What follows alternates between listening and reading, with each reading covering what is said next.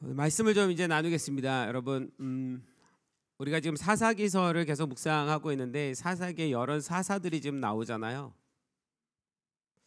그 사사들을 저는 성경에서 한 구원자라고 표현하는 것이 참 듣기가 좋습니다.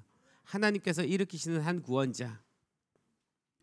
비록 그 사람의 성품이 아주 좋은 사람, 뭐 좋지 않은 사람, 뭐 여러 종류의 사람이 있는데 성품도 다르고 그 사람의 출생도 다르고 환경도 다 다르고, 그럼에도 불구하고 하나님께서 누군가를 선택하셔서 쓰실 때 그 사람을 통해서 하나님의 구원을 이루시는 모습은 너무 멋진 모습이에요.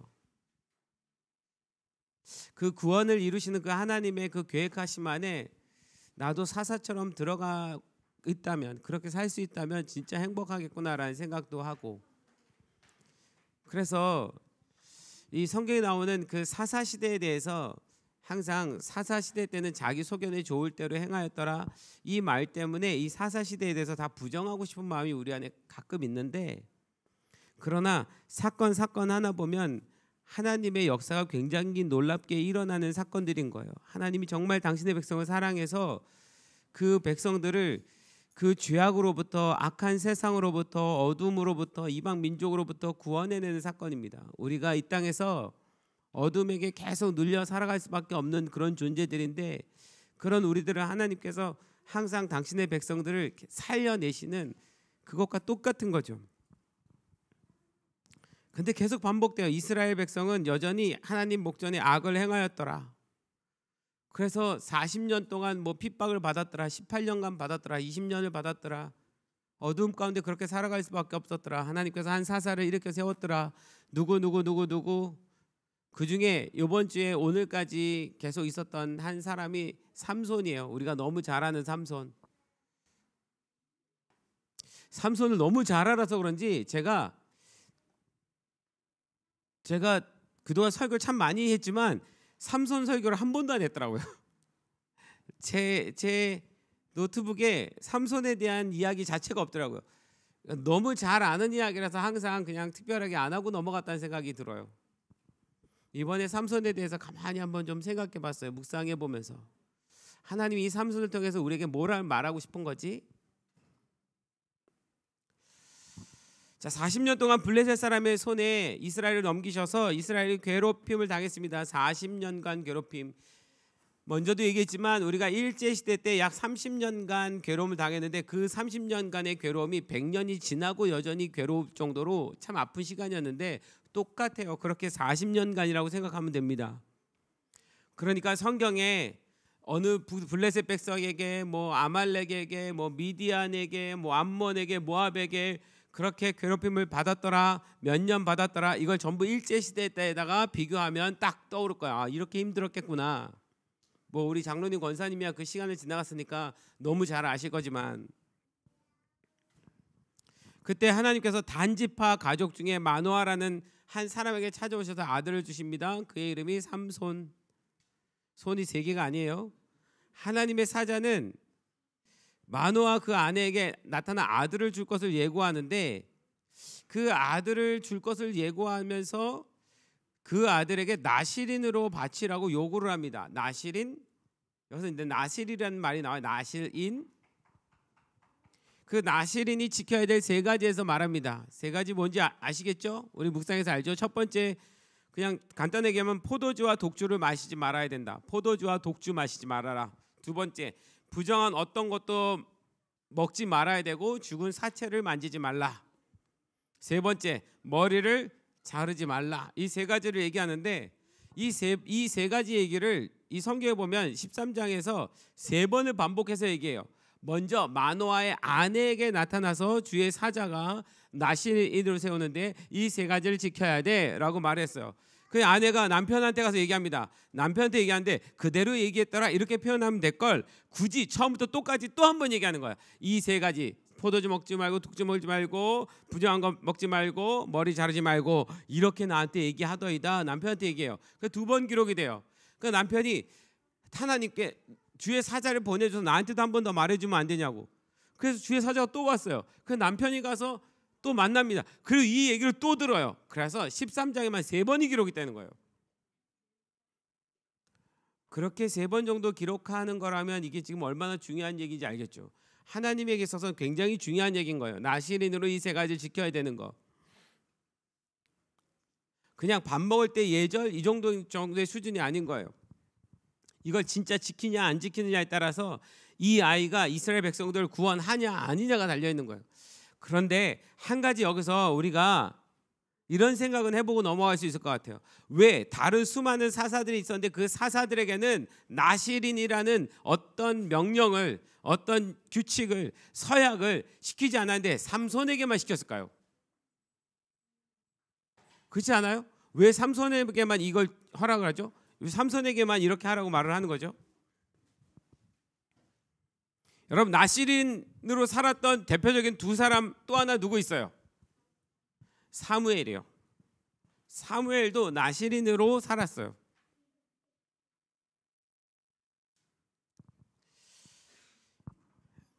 그래서 이 3가지 이야기를 듣게 됩니다. 그럼 이 나시린에게 금하신 3가지의 의미가 뭔지를 잠깐만 이야기하고 넘어갈게요. 첫 번째, 포도주와 독주를 마시지 말라. 포도주를 왜 마시지 말아요? 독주는 뭐 그렇다 치는데 왜 포도주까지 그랬을까? 제 생각에는 포도주 마시다 보면 독주로 넘어갈 것 같아요. 그죠? 당시는 포도주가 일상생활에서 마시는 음료수에 가까웠어요. 누구나 마시는 거예요. 이스라엘 백성들이라면. 더더군다나 지금도 이스라엘 가면 포도주가 굉장히 많이 나오는데 사람들이 포도주를 먹는 이유가 있는데 물이 석회질이에요. 그래서 몸에 안 좋아. 이 석회가 들어가서 몸에서 빠져나오질 않는데 이 포도주를 먹어야 또 몸에서 빠져나오고 배출되고 여러 가지로 그 기후에 살아가기 위해서 필요한 것이 포도주인 거예요. 그런데도 이 사람한테만큼은, 나시린한테만큼은 포도주를 마시지 말라. 무엇을 의미하는 거냐? 포도주와 독주를 마시지 말라. 단순히 우리가 느끼기에는 술이라고 생각하겠지만 하나님은 어떤 의미에서 이것을 말했다고 생각하냐면 중독성이요. 이게 어떤 이 포도주를 마시기 시작하면서 술이 세져서 독주로 넘어가든 어떻게 하든 이 술이 결국 사람에게 행하는 것은 이성을 잃게 하는 거예요. 중독성 때문에. 자기가 자기 자신을 스스로 컨트롤할 수 없는 거예요. 자기가 스스로 컨트롤할 수 없으면 하나님의 지배도 받을 수 없는 겁니다. 간단하게 말하면 그런 거예요. 그 어떤 것에 중독돼서 하나님의 지배로부터 멀어지면 안 돼, 이 얘기인 거예요. 지금 우리식으로 보자면. 두 번째, 부정한 어떤 것도 먹거나 죽은 사체를 만지지 말라. 이 부정한이란 단어는 레위기에서 제일 많이 나오는데 하나님이 레위기에서 특별히 이스라엘 백성들이 먹지 말아야 될 어떤 부정한 짐승들 얘기하잖아요. 뭐 굽이 있고 뭐한 거 먹지 말고 뭐 먹지 말고 뭐 비늘 있는 거 뭐 저거 막 부정한 거 나오잖아요. 사실 우리한테는 좀 익숙하지가 않은데 이스라엘 백성들한테는 부정한이라는 단어만 딱 들어도 뭘 하지 말아야 될지 다 아는 거예요. 이거 그 사람들한테 딱 떨어져 나오는 게 있어요. 거기다가 죽은, 그래서 그 부정한 짐승의 어떤 죽은 사체 또한 만지지 마라.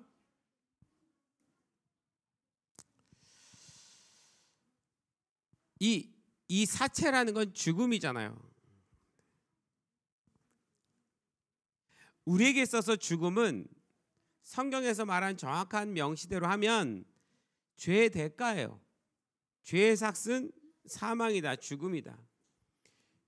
그래서 죽음이란 것 자체가 죄로 인한 우리가 대가인 거예요. 사실 그래서 우리가 하나님의 나라의 소망에 부활이 있으니까 이 죽음이 우리에게 아름다운 거지, 부활이 없이는 이 죽음은 정말 부정적인 건 거예요.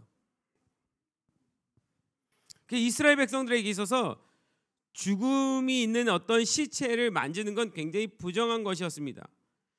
하나님은 그 나시린에게 부정한 죄와 가까이 하지 말아라, 죄와 가까이 하지 말아다오, 이런 의미였던 거예요. 우리식으로 우리에게 표현한다면. 세 번째, 머리를 자르지 말라. 왜 머리를 자르지 말라고 그랬을까? 머리를 자르지 않는 게 무슨 의미일까?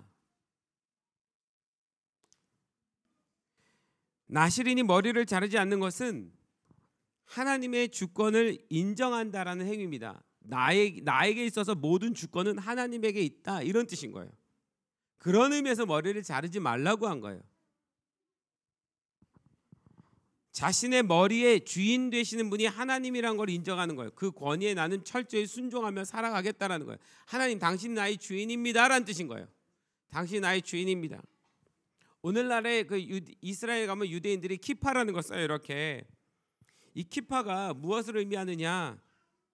사람들한테 물어보면 하나님에게 내 정수리를 보여주면 안 되기 때문에 이건 부끄러운 일이라서 이렇게 표현합니다. 근데 사실 더 정확한 의미는 하나님을 경외한다는 의미예요. 이 머리가 하나님을 경외한다는 의미입니다. 그래서 하나님을 내가 기억한다라는 의미인 거예요. 당신이 나의 주인인 것, 나의 주권자인 것을 내가 기억합니다. 이게 머리를 자르지 않는 거예요. 자, 그러면 사실 이 의미로 우리가 받아들이면 이거는 지금 우리에게도 주님이 동일하게 말씀하시는 거예요. 너 그 어떤 세상의 무엇에 지배받지 말았으면 좋겠어. 그리고 넌 죄와 멀리 떨어졌으면 좋겠어. 그리고 넌 결국 나 하나님을 주인으로 여기며 살아갔으면 좋겠어. 이 세 가지의 이야기더라고요. 그런데 이 삼손이 나실인으로서 이 약속을 깨트려 버리잖아요. 깨지는 과정을 우리가 보게 되는데, 그 깨지는 과정 속에 하나님의 영이 삼손에게 임하여서 삼손이 그 블레셋을, 이스라엘을 괴롭히는 블레셋을, 지금 우리식으로 말하면 항일운동이에요. 독립운동하는 거예요. 그러니까 독립투사들이 일어나가지고 일본 앞잡이들 폭탄 테러하고 뭐하고, 우리는 운동이라고 표현하죠. 안중근 그 이토 히로부미 저격 사건이나 이런 거 우린 테러라고 표현하지 않잖아요. 우리에게 있어서는 독립을 위한 사건이잖아요. 그러니까 하나님이 이 삼손을 통해서 하나님의 영이 임하여서 블레셋 사람들을 죽이게 하십니다. 그런데 첫 번째 그 일이 있기 전에 사사기 14장 6절에 보면 하나님의 영이 임해서 젊은 사자가 왔는데 그 사자의 입을 새끼 염소 찢듯이 찢어버렸다. 이게 이제 삼손에게 일어난 첫 번째 큰 기적인 거예요. 그 사자를 그냥 입을 찢어버렸어요. 영화에는 나올 법한 이야기인데, 근데 거기까지는 좋았어요. 문제는 갔다가 돌아오는 길에 그 시체를 봤는데 그 시체 위에다가 하필이면 벌집을 만든 거예요. 벌집을 왜 거기다 만들었지 모르겠지만 시체 위에 벌집을 만들었는데, 삼손이 그 벌집의 벌꿀을 보고 먹고 싶어서 꿀을 찍어서 먹은 거예요. 자기 육체가 필요해서 먹을 수는 있지만, 그러나 분명히 죽은 사체를 만지지 말라고 했으면 건들지 말고 가야 되는데 그거보다 본능이 더 앞서요. 무슨 본능이요? 맛집 찾는 본능. 그러니까 이게 순간에 내 욕망이, 그 먹고자 하는 잠깐의 욕망이, 그 꿀 한번 찍어서 먹고 싶은 욕망이 자기에게 하나님이 3번이나 그렇게 하지 말라고 한 어떠한 가지를 어기면서까지 그걸 먹는 사건이 일어나는 거예요. 여러분, 이런 일들은 우리가 살면서 우리 가운데도 충분히 일어난 일입니다. 그것이 하나님 원치 않는 거 아는데 지금 이 순간 나한테 너무 유익이 되니까 그것을 못 이기고 그냥 해버리는 거예요.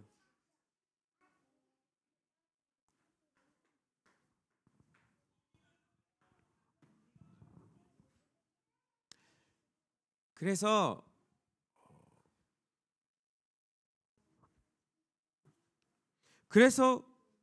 그 부정한 것을 만짐으로 인해서 3가지 중에 한 가지 하나님이 금하신 것을, 3가지 중에 한 가지를 어기게 되는 거죠. 깨트리게 되는 거예요. 3가지 중에 하나가 깨졌어요. 그럼에도 불구하고 하나님이 이 삼손을 그대로 사용하십니다. 그래서 삼손이 블레셋 사람들을 어떻게 이겨가느냐? 블레셋 사람에게 수수께끼 내잖아요. 그 답을 맞추는 자에게 베옷 30벌 준다고 얘기합니다. 옷을 30벌을 주겠다. 블레셋 사람이 삼손이 아내를 꼬드겨서 안 그러면 너 가만 안 놔둘 거야. 그래서 삼손의 아내가 그 답을 얻어서 얘기를 하게 되죠. 그 답을 얻은 블레셋 사람들이 그 답을 얘기하니까 삼손이 야 너희들이 내 아내 꼬셔서 이 답을 결국 알아냈구나. 그래 내가 30벌 주지. 그리고 어떻게 합니까? 블레셋 도시 5개의 도시가 있어요. 그 중에 하나가 아스글론인데 이 아스글론에 가서 30명을 쳐서 죽여요. 죽이고 그 옷을 벗겨요. 그래서 그 옷을 갖다 줍니다. 이게 이렇게 보면 삼손이 굉장히 다혈질이라 이게 과연 하나님 보시기에 좋은 일인가 아닌가 이렇게 생각이 들 만큼 급작스럽게 자기 성격이 원하는 대로 하는 것처럼 보여요. 그러나 분명히 성경은 이 삼손이 사사로서의 일을 하고 있는 것으로 인정해서 갑니다. 왜? 하나님의 영이 임했기 때문에 이 일들을 할 수 있었으니까. 그 후 삼손이 자기 아내를 다시 만나러 갔는데 장인어른이 그 아내를 블레셋 다른 사람한테 줘버려요. 그래서 삼손이 화가 나서 여우 300마리 잡아가지고 꼬리에다 불 붙여서 블레셋 곡식 밭에다 풀어버립니다. 그래서 곡식이 싹 다 타버렸어요. 그러니까 블레셋 사람들이 열받아갖고 와가지고 그 왜 이렇게 했냐, 누가 했냐, 삼손이 했다, 왜 했냐, 그 아내를 딴 사람한테 준 것 때문에 이렇게 됐다. 그래서 그 아내와 장인어른을 불태워 죽여버립니다. 블레셋 사람들이. 그러니까 삼손이 또 열받아갖고 가가지고 어떻게 했어요? 블레셋 사람들의 정강이와 넓적다리를 몰로 때려서 크게 죽입니다. 그리고 그 이후에 삼손은 나귀 턱뼈 하나 딱 갖고 와가지고 그 턱뼈 하나로 1000명을 상대해서 죽여요. 그렇게 해서 삼손은 20년 동안 블레셋으로부터 이스라엘 백성들을 구해냅니다. 여기서 구해낸다는 건 이스라엘 백성이 블레셋이 삼손 때문에 이스라엘 백성들을 어떻게 못하겠는 거야. 삼손 하나가 해결이 안 돼가지고. 그래서 블레셋은 이스라엘을 다시 자기네 속국으로 삼으려면 이 삼손을 해결해야 돼요. 죽여야 되는 거예요.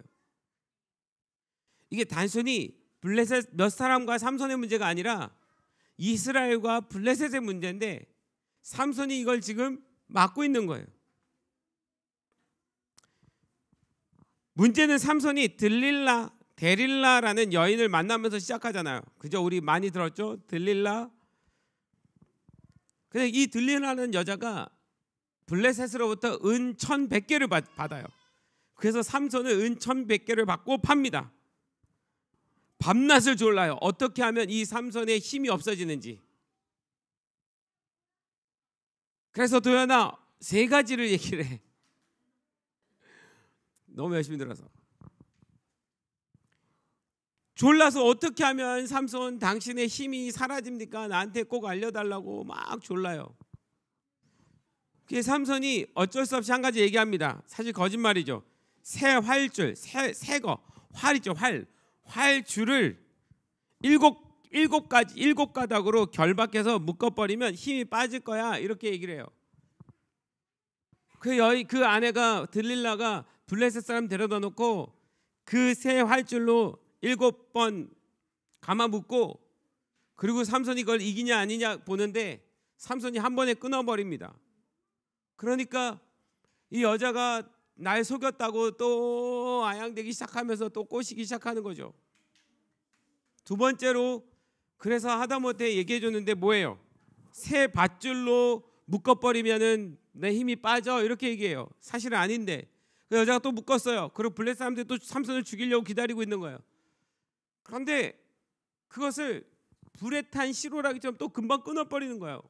그러니까 이 들릴라가 또 막 꼬십니다. 그 3번째로 이렇게 머리털 7가닥을 배틀의 날실에 섞어서 짜면 힘을 잃을 것이다.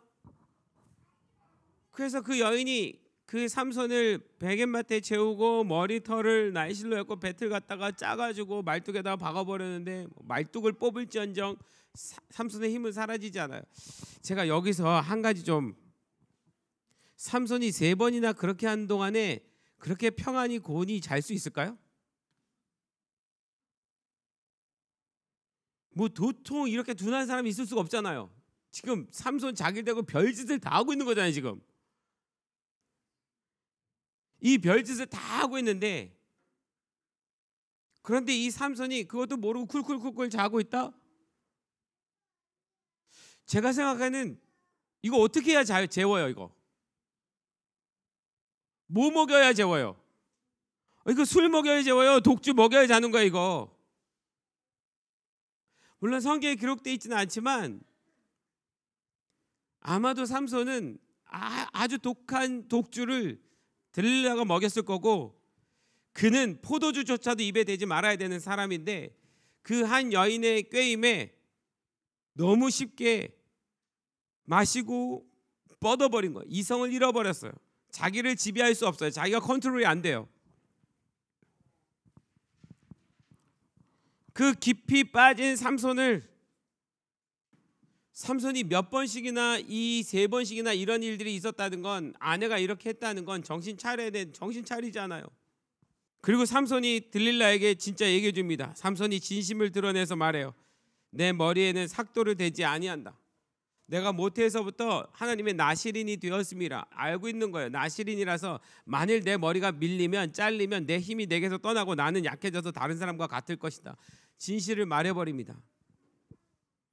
그리고 실제로 삼손이 자고 있을 때 또 머리를 잘라요. 엄청 또 먹었겠죠. 그래서 어떻게 됩니까? 삼손은 힘을 다 잃었어요. 블레셋 사람들이 와서 삼손을 결박해서 끌고 갑니다. 가사로 끌고 가요. 끌고 가서 어떻게? 눈을 뽑아버리죠. 눈을 뽑아버리고 감옥 안에 집어넣어요. 그리고 자기네들 축제 때 삼손을 불러냅니다. 놀이개를 쓰는 거예요. 그럼 막 비우면서 놀이개를 쓰는데, 문제는 삼손만 놀이개가 되는 것이 아니라 하나님의 이름도 더럽힘을 당해요. 여호와 하나님의 신이 우리 다곤 신에게 졌다라고 그들이 찬양하면서 축제를 벌이는 거예요. 신과 신의 싸움이었는데 삼손이 그렇게 됨으로 인해서 여호와의 신이 자기네 다곤 신에게 졌다라는 거예요. 하나님이 조롱을 받습니다. 어둠이 활개를 치는 거예요. 물론 마지막에 결론 알아요. 삼손이 정신 차리고 하나님 앞에 한 번만 더 자기가 나시린으로 살 수 있게 도와달라고. 그래서 하나님이 힘을 줘죠. 힘을 줘서 기둥을, 여기서 약간 제가 성경 그대로를 좀 얘기하면, 여러분들이 이 삼손에 대한 영화나 만화 영화를 봤을 때 한 가지 착각이 있어요. 삼손이 기둥과 기둥을 밀어서 넘어뜨린 것처럼 그림도 나오고 영화 나오는데, 여러분 어떻게 했습니까? 왼손에 한쪽 기둥을 끼고 오른손에 한쪽 기둥을 끼고 안으로 잡아 당겨서 무너뜨렸어요. 민 게 아니라. 그래서 수많은 블레셋 사람들을 마지막에 죽이고 이야기가 끝이 납니다. 근데 여러분, 여기서 가끔 사람들이 이런 질문을 해요. 정말 삼손의 힘은 머리에서 나오는 겁니까? 머리 자르니까 진짜 힘이 빠지는 겁니까? 그럼 머리에 힘이 있었던 겁니까? 여러분 생각은 어떻습니까? 정말 머리에 힘이 있는 거예요? 우리 아이들은 그 삼손의 머리에서 힘이 나올 거라고 생각할지도 모르겠어요. 그런데 물론 삼손의 머리를 깎자마자 힘이 쫙 빠져버렸어요. 힘이 사라져 버렸습니다. 여호와의 영이 함께하지 않게 됐어요. 머리 깎은 것이 물론 문제가 됐어요. 그런데 그의 힘은 머리카락에서 나오는 게 아니죠. 그의 힘의 원천은 여호와 하나님이시죠. 여호와의 영이 임하였을 때 그 힘이 나오는 거죠. 성경은 이에 대해서 분명히 얘기합니다. 드릴라가 이르되 삼손이여 블레셋 사람이 당신에게 들이닥쳤느니라 하니 삼손이 잠을 깨며 이르기를 내가 전과 같이 나가서 몸을 떨치려 하였으나 여호와께서 이미 자기를 떠나신 줄을 깨닫지 못하였더라. 머리 잘림과 동시에 여호와 하나님께서 떠나셨어요. 머리에 힘이 있는 것이 아니라 여호와 하나님이 떠난 것 때문에 힘이 빠진 거예요. 힘이 사라진 거예요. 힘의 원천이신 그 하나님이 떠났기 때문에. 근데 왜 삼손은 자기 힘이 머리카락에서 나온다고 말했을까? 왜 머리카락을 자르면 힘이 사라진다고 말한 것일까? 내 힘은 하나님께로 오는 것인데 라고 말하지 않고 왜 머리카락이 있다고 생각한 것일까? 실제로 그의 머리를 잘라서 힘이 빠진 것 때문에 우리는 그의 힘이 머리에 있다라고 착각할 수 있는데, 제가 이 말씀을 가만히 묵상하다가 깨닫는 것은 이미 삼손이 나실인으로서 두 가지를 어겼어요. 포도주와 독주를 마시고 분양한 것과 사체를 만지고 먹었어요.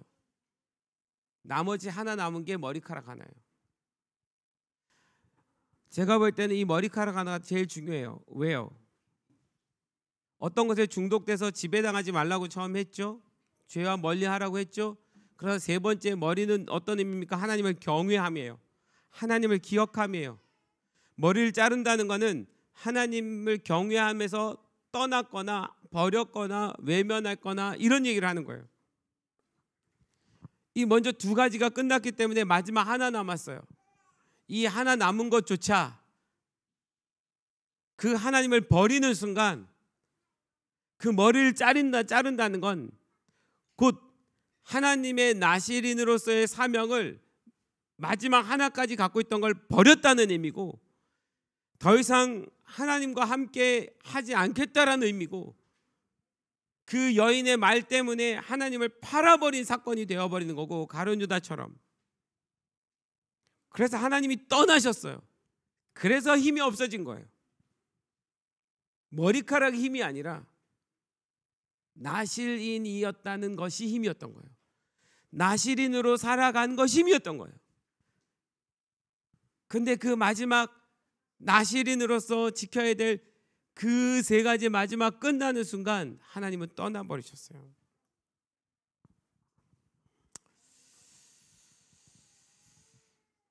하나님과의 관계가 끊어진 거죠. 하나님이 삼손을 떠난 것이 아니라 사실 삼손이 하나님을 떠난 거예요. 먼저 하나님이 우리에게 떠나면 우리는 아무것도 아니죠. 우리의 삶에 하나님의 임재가 없다면 그는 죽은 것과 같아요.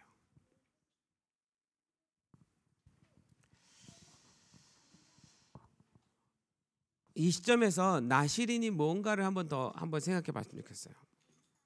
나실인이라는 것이 뭘까? 왜 아까 삼손에게 다른 사사하고는 다르게 나실인으로 살아가게 하셨을까? 나실인은 당시에 거룩하게 구별된 사람을 말하는 거예요. 여러분, 구별된 삶을 살라고 하는 것은 사실 우리 그리스도인들에게도 주님이 하신 말씀이에요. 우리를 거룩한 백성이라고 말씀하셨거든요. 거룩하게 구별된 사람들이란 뜻인데, 하나님의 자녀로서 세상에서 거룩하게 구별된 사람, 그게 바로 나실인이거든요. 나실인이, 여러분, 이게 번역을 할 때 나실인으로 번역을 해서 그런데, 이 나실인이 어떤 뜻이냐면 히브리어의 나지르라는 단어예요. 나지르인이에요. 나지르인. 그러니까 이 나실인 세 글자가 아니라 나실이 맞아요. 나지르하는 인, 사람 인자 쓴 거예요. 그러니까 나지르인, 이거를 아마 한글로 번역해서 쓸 때 이걸 나지르인을 나실인 이렇게 쓴 것 같아요. 원어를 그대로 갖다 쓴 거예요. 사실은 나지르. 이 나지르라는 단어가 성별됐다, 분리됐다, 거룩하게 구별됐다는 얘기인 거예요. 근데 이 나지르라는 단어는 예전에도 제가 이 부분은 몇 번 얘기했는데 나자르라는 단어에서 오는 거예요. 나자르. 이 나자르는 지키다, 보호하다, 파수하다라는 뜻이에요. 자, 지키고 보호하고 뭔가를 지키고 파수하는 것과 거룩하게 구별되는 것이 같은 거예요. 내가 무언가를 지키고 파수해야 내가 거룩하게 되는 거예요. 그래서 이 나지르는 나자르에서 왔고, 이 나자르에서 나온 말이 넷제르라는 단어가 나왔고, 이 넷제르라는 단어가 이사야서 11장 1절에 이새의 가지에서 한 싹이 나서, 이새의 아들이 누구죠? 다윗이죠. 그 가지에서 한 싹이 났다라고 말하는 것은 후에 이 땅에 오실 메시아 다윗의 자손 예수 그리스도를 말하는 거거든요. 그 가지에서 나온다는 건 그 가지라는 단어가 네제르라는 단어라고 예전에 이야기했었죠. 네제르. 이 네제르가 이 나자르, 나지르 같은 어원인 거예요. 다 같은 뜻인 거예요. 그리고 이 나자렛에서 나온 단어가 우리가 잘 알고 있는 나사렛이에요. 나사렛이 나자렛에서 나온 거예요. 그러면 예수님도 따지고 보면 뭐였다? 나자르인 예수. 그래서 나사렛 예수라고 말을 하는 건 성경에서 그 동네 이름을 대고 나사렛 동네 사람 예수님이라고 말하는 것이 아니고 정확히 말하면 뭐예요? 나자르인 예수, 나실인 예수가 되는 거예요. 그러니까 예수님도 달리 보면 나실인이었던 거예요. 하나님께 나실인으로 살았던 사람. 그러니까 이 삼손의 나실인이란 뜻은 후에 오실 구원자이면서 구별되고 하나님 앞에 거룩하게 준비된 한 메시아 예수님을 말하는 거예요. 저는 이 얘기를 들으면서 이 얘기를 이렇게 보면서 야, 놀랍다. 그래서 예수님을 굳이 베들레헴에서 태어났는데 나사렛이라는 동네에서 자라게 하셨구나. 이 나자르 나시린을 이루기 위해서. 이 하나님이 예수님조차도 얼마나 이 나지르인이 되게 하고 싶으셨는지를 설명해 주고 계신 거예요.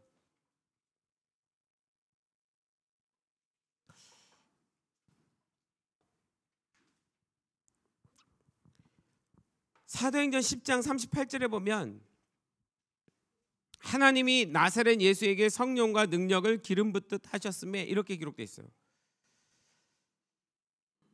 굳이 이제는 사도행전은 예수님이 승천하시고 이미 하나님의 아들이 되셨으니까 굳이 앞에 나사렛자를 안 붙여도 돼요. 하나님이 예수 그리스도를 그래야 되는데 성경은 계속해서 그 앞에 나사렛을 붙여서 따라가요. 단순히 거기서 태어났다는 걸 강조하는 게 아니었어요. 하나님은 나자르인, 나지르인, 그 구별된 하나님 명령 때문에 그 예수를 성령과 능력으로 기름 붓듯 하셨다. 사도행전 22장 8절에 보니까 바울이 자기가 예수님을 어떻게 만났는지를 설명하는데 그 만났는지를 설명할 때 하도 바울이 예수 믿는 사람 핍박하고 다니니까 다메섹에서 예수님이 나타나셨잖아요. 그때 예수님이 바울에게 뭐라고 말했냐면 나는 네가 박해하는 나사렛 예수라 이렇게 표현하십니다. 본인이 예수님이 직접 나오셔서 본인을 설명할 때에도 나사렛 예수라고 표현하는 거예요. 동네 이름 정도가 아닌 거예요. 나지린 예수예요. 구별된 하나님의 말씀을 지키러 온 파수하러 온 하나님의 사람으로서의 예수. 그래서 이 나시린은 삼손이란 사람, 사무엘이란 사람에게만 붙여진 어떤 특별한 칭호가 아닌 거예요. 이건 예수님에게 주고자 했던 칭호고, 그래서 삼손과 사무엘은 그 이후에 오실 나사렛 예수, 그분을 설명하기 위한 일이었고, 그래서 이 나시린은 특별히 더 다른 사람보다 더 구별된 삶을 살아야지 됐고, 결국 그 나지르인 예수, 그 예수님의 자녀가 우리가 되었고, 우리가 그리스도인으로 우리도 똑같이 예수님을 따라가는 나시린으로 살아가라는 하나님의 뜻인 거예요. 그러니까 삼손만 나시린이라는 것이 아니라 이 시대 우리에게도 너희도 나시린처럼 살아가야 돼라고 하나님이 하고 싶은 말씀인 거예요. 여러분 믿으십시오. 이것이 진리입니다. 우리에게도 나시린을 요구하시는 거예요. 그런데 지금 우리에게 하나님이 너희도 포도주 마시지 마, 술 마시지 마, 지금 이런 얘기하는 게 아니잖아요. 물론 술 마시지 말아야 돼요. 왜? 그 술을 한 잔, 두 잔, 세 잔 마시다가 결국 그 술을 먹고 술이 사람을 먹고 내가 이성을 잃고 그래서 내가 나를 주관하지 못하잖아요. 내가 나를 컨트롤하지 못하잖아요. 술 먹으면서 자기 컨트롤 잘하는 사람 진짜 볼 수 없거든요. 그래서 술을 마시지 말라고 하는 것처럼 그리스도인들은 그래서 술을 마시지 말아야 되는 거죠. 그 술이 나를 컨트롤하니까. 그래서 내가 주님의 컨트롤을 받지 못하니까. 여러분 이 시대에도 우리가 포도주와 독주 말고도 수많이 중독되는 것들이 있습니다. 나를 컨트롤하는 것들이 있어요. 이 세상에서. 뭐가 있어요? 나를 컨트롤하는 거예요. 누구에게는 돈이 나를 컨트롤하는 거일 수 있어요. 돈 버는 것에 너무 정신이 팔려서 내가 하나님을 떠나가고 있는지 아닌 것조차도 모르는, 아니 어느 순간에는 하나님하고 잠시 멀어져도 괜찮은, 돈을 벌기 위해서 돈이 나를 컨트롤하고 있는 거죠. 그게 지금 말한 나시린의 첫 번째요. 포도주와 독주를 마시지 말아라. 지금 청소년들한테는 뭐가 될까요? 뭐가 될까요? 게임이요. 게임 중독되면 거기서 못 나오잖아요. 그게 컨트롤하잖아요. 그래서 지금 폐인들 많잖아요. 집에서 나오지도 않고 하루 종일 그러고 있는 게임 중독자들 있잖아요. 그냥 다음 세대 저는 게임 할 수 있다고 생각합니다. 그런데 자신이 그 중독에 빠지지 않는 사람이 되어야 돼요. 우리 아이들한테는 뭐가 있을까요? 애들한테도요. 각자 다 달라요. 뽀로로부터 시작해서. 이거 빼면 자기 컨트롤 안 되는 애들, 막 뒤집어지는 애들. 이거 부모가 무언가 컨트롤을 이걸로 하게끔 하는 거잖아요. 이게 컨트롤해서 잠깐 내가 컨트롤하지 않아도 되게끔. 위험한 거죠. 그게 나시린으로서 하지 말아야 될 일인 거예요. 우리 애들 얼마나 착해요. 여기 앉아가지고 이거 그림 그리고 있고 쓰고 있고. 제가 아까 여기 도준이가 여기 맨 앞에 와서 찬양하고 있는데 뭔가 그림을 그리고 있는데 박자는 찬양을 타고 있어요. 발가락가락 하면서 고개 끄덕이나 했더니 정확히 박자를 맞춰서 뭔지 모르게 흥얼거리면서 그러면서 그림 그리고 있는 거예요. 나시린으로 살고 있는 거야. 나시린으로. 그렇게 해서 하는 거야. 그렇게. 엊그저께 인스타 보니까 우리 오니가 묵상하는 거 이렇게 올렸는데 너무 이쁜 거예요. 맞아요. 나시린으로 사는 거예요. 그렇게 하는 거. 우리 아이들은 세상의 음악 듣는 것보다 찬양 듣고 뭐 하는 거 더 좋아하잖아요. 우리가 세상의 음악으로부터 우리 아이들을 건져내야지 돼요. 세상의 음악을 안 듣고 살 수는 없지만 알잖아요. 아이들 연예인 가수 한번 빠지면 하나님 떠난 거 너무 쉽다는 거.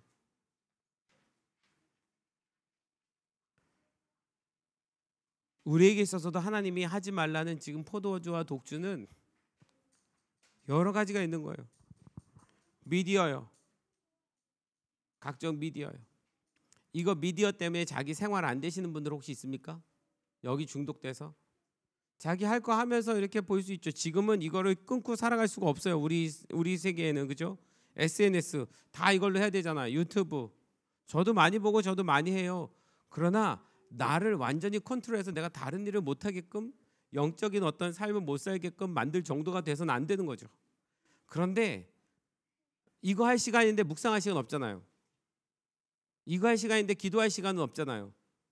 이렇게 되면 문제가 되는 거죠. 이게 포도주하고 독주 마시는 거랑 똑같은 거예요.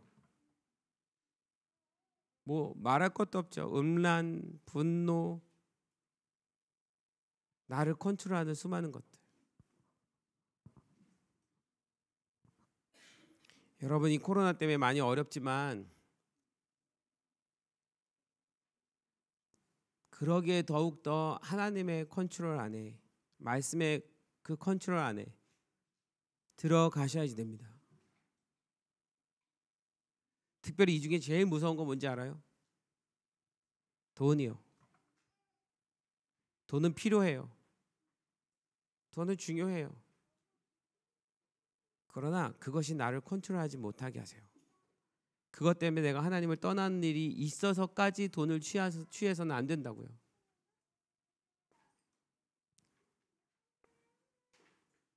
요즘 이 코로나 때문에 어떤 분위기가 있냐면 주일날 온라인으로 예배를 드리다 보니까 사람들이 익숙해져서 이제 굳이 교회까지 안 가도 되니까 온라인을 핑계대고 집에 있고 그 핑계대고 있다가 일하러 가는 사람이 점점 많아지고 있어요.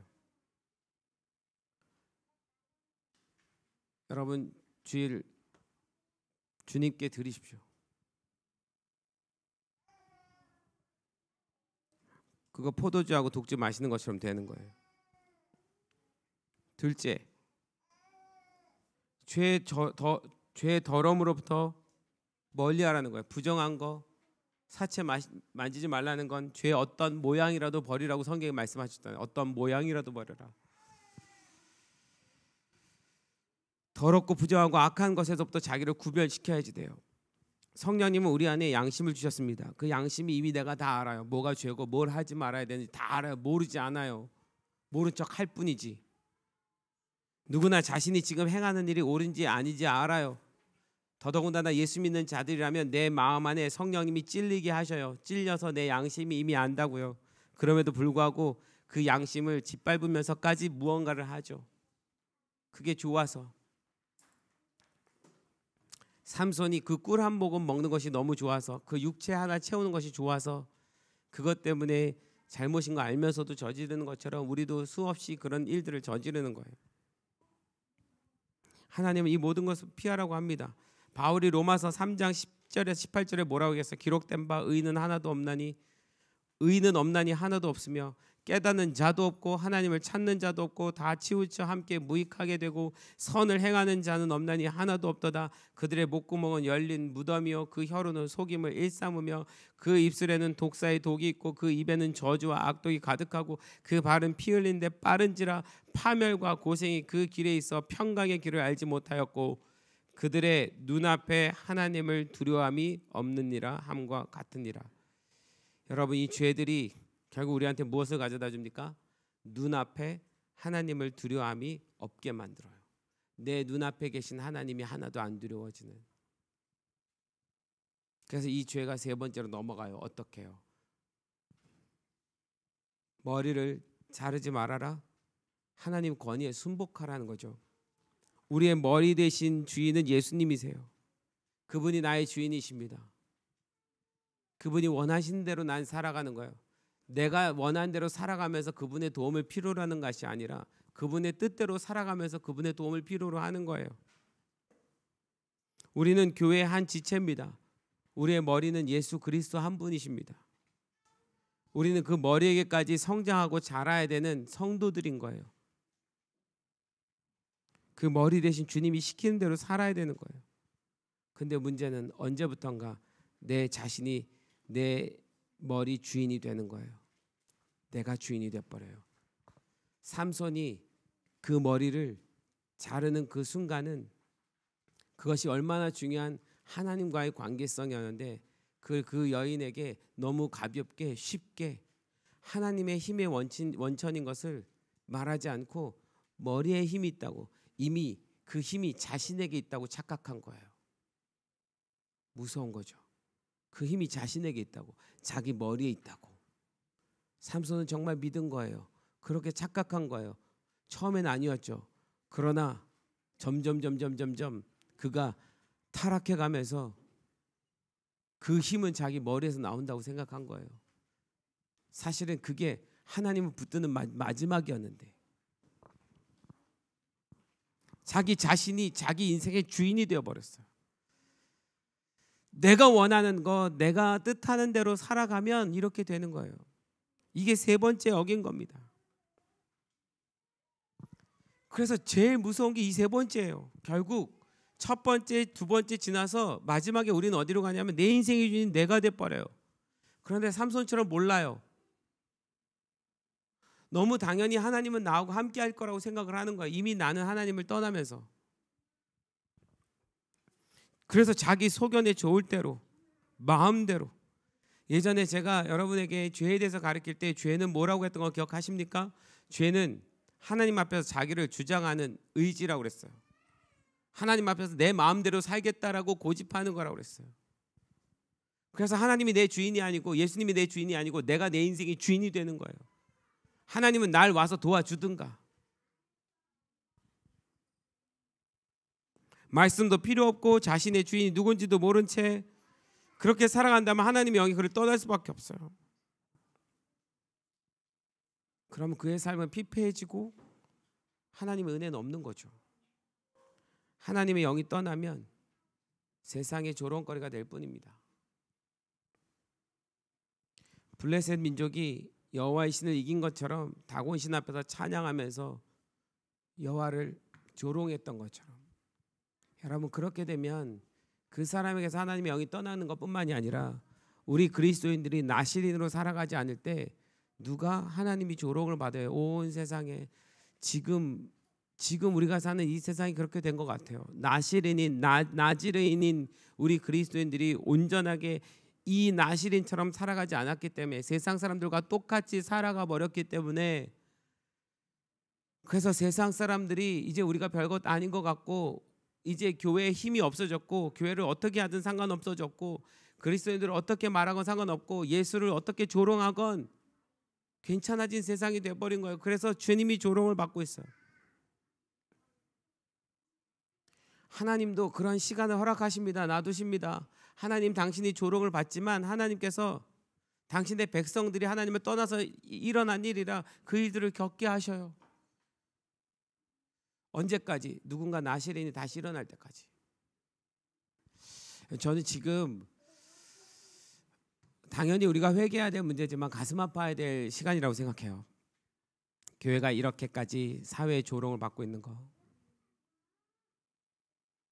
이번에 그 아이들과 함께 전국을 투어하면서 예배하면서 교회들을 방문하는데 몇몇 교회 프랜카드가 적혀져 있는 걸 봤어요.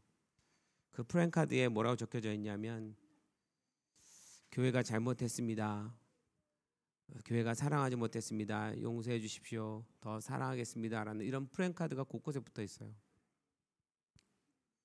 한편으로는 우리가 책임을 갖고 이 세상 사람들에게 그리스도인으로 살지 못한 거, 나시린으로 살지 못한 거, 나사렛 사람으로 살지 못한 거, 이것에 대해서 용서를 구하는 건 맞지만 한편으로는 씁쓸하더라고요. 그렇게 해야 세상으로부터의 조롱을 멈추게 할 수 있지 않을까라는 생각하고 있는 거. 이미 그렇게 되어버린 거.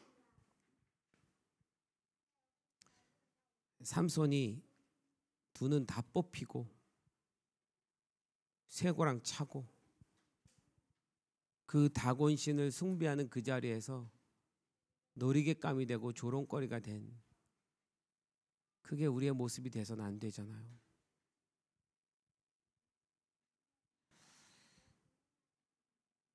왜 이렇게 됐을까? 우리 안에 나사렛을 잃었기 때문에. 우리 안에 나사렛을 잃었기 때문에. 그 나지린을 잃었기 때문에. 구별하고 파수하고 지켜야 되는 삶을 잃었기 때문에. 세상 사람들과 똑같은 삶을 살았기 때문에.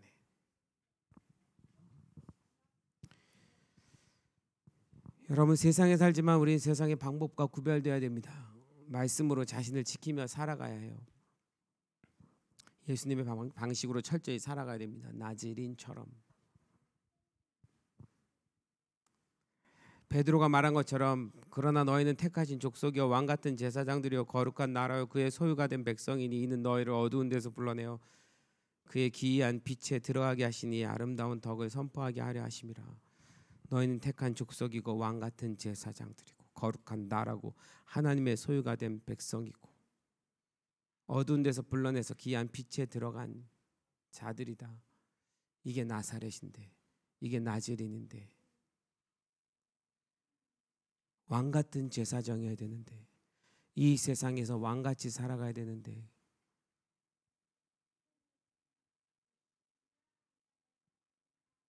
우리의 삶의 형편이 어떻건 뭐건 상관없이 왕같이 살 수 있어야 됩니다. 주님 안에서 하나님의 영이 임하시면 가능해요. 우리가 이 나자렛 나시린으로 살아가기 시작할 때 하나님께서는 당신의 그 백성들에게 하나님의 영을 보내주셔서 다시 그 권세가 아니라 권위를 회복하게 하여 주실 거라 믿습니다. 여러분 안에서 먼저 찾아내세요. 나도 이번에 이걸 묵상하면서 나사렛 예수란 말이 이렇게 귀한 말이었구나. 우리도 나사렛 그리스도인이어야 되는구나. 우리도 나지린이어야 되는구나. 우리 다음 세대를 나지린으로 길러야 되는구나. 이 세상에 그렇게 컨트롤 당하면서 사는 것이 아닌 말씀에 지배당하고 하나님 주인 되심을 정확히 알고 살아가는 백성들로 우리도 우리 다음 세대도 길러가야만 이 땅에 소망이 있습니다. 그래야 그가 주님 나라에 주님 부르실 때 그 나라에 들어갈 수 있는 거예요. 이 예배 가운데 계신 분들, 영상 가운데 계신 모든 분들, 세상이 아무리 코로나 때문에 신앙생활을 자기 마음대로 이렇게 저렇게 할 수 있는 세상이 되었다 할지라도 사사시대처럼 자기 소견에 좋을 대로 그렇게 행한다 할지라도 그게 사회적인 모든 분위기고 교회의 모든 분위기라 할지라도 여러분 그렇게 해서는 안 됩니다. 그리스도인으로서 지킬 걸 지키시고 살아가십시오. 지키고 살아가세요. 세상이 우리로 하여금 그 지켜야 될 것들을 자꾸 빼앗아 가고 있는데 스스로 지키십시오.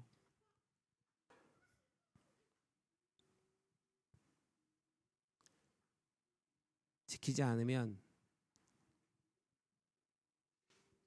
언제 하나님의 영이 나를 떠나는지 인식하지 못하고 살아가는 자기 자신을 보게 될 겁니다.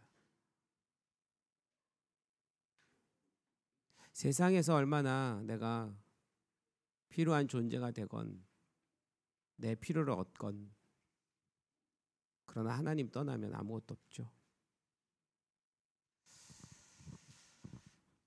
나시린 삼손에게만 말씀하신 것이 아닌 우리에게도 이 세 가지 우리도 지키며 살아가는 주님의 성도들 되기를 바랍니다.